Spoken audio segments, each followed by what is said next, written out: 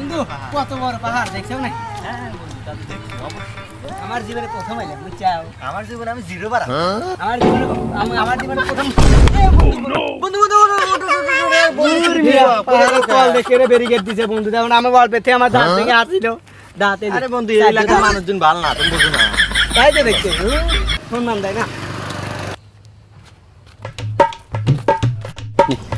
আইসো আইসো মক্কেল দুইটা আইসো মজা বুঝে।